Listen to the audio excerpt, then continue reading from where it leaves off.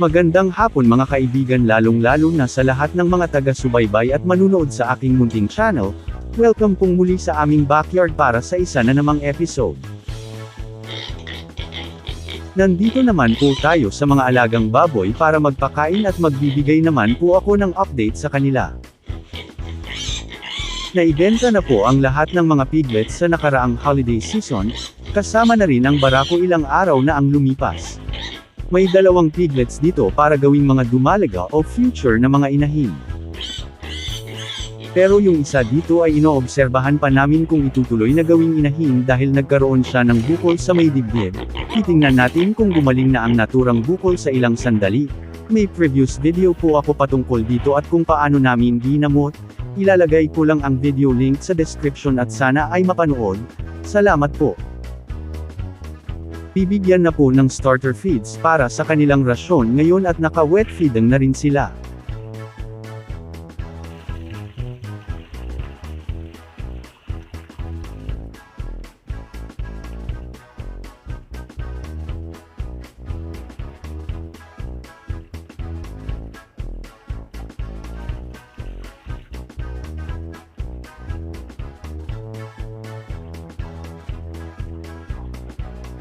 Update naman tayo sa 2 inahin.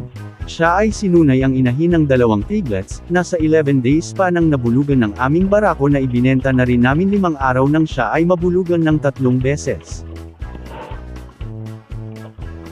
Limit muna ang pakain sa kanya dahil under monitoring pa siya pagka 18 to 21 days kung mag-reheat o hindi.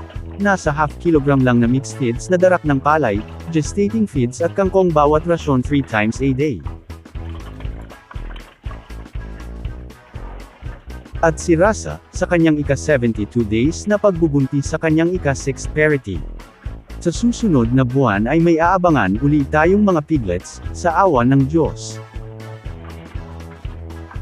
Itinabi niya ang kangkong dahil inuna ang mixed feeds, pero mamaya ay kakainin din niya yan.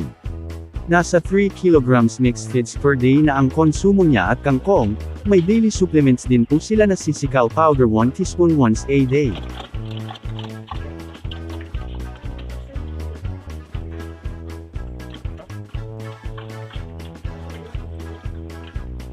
Bakante na rin ang kulungan ng barako. May 4 na lang kaming inaalagaan dito sa aming backyard, pero may isa pa kaming kukunin next week ang replacement ng aming barako. Antabayan na natin ang pagdating ng isang piglet. Bakante na rin itong kulungan dahil sold out na ang lahat ng mga piglets at itong 2 na lang ang natitira.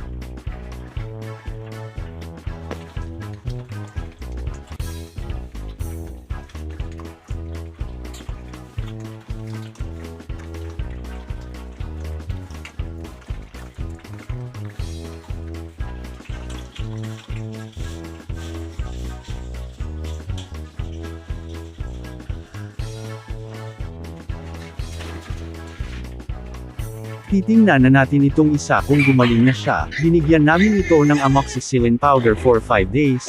Medyo humupa na ang bukol sa kanyang dibdib kumpara sa unang araw ng paggamot. Sana gumaling na siya ng tuluyan para matutuloy din ang pagiging inahin niya. May 16 teats po ito at ang isa ay may 17. Magandang gawing mga inahin kaya hindi namin ibinenta dahil marami ang mga suso nila. Hanggang dito na lamang po ang aking update sa mga natitirang mga alaga dito sa aming munting backyard. Maraming salamat sa panunood at happy farming po mga kaibigan.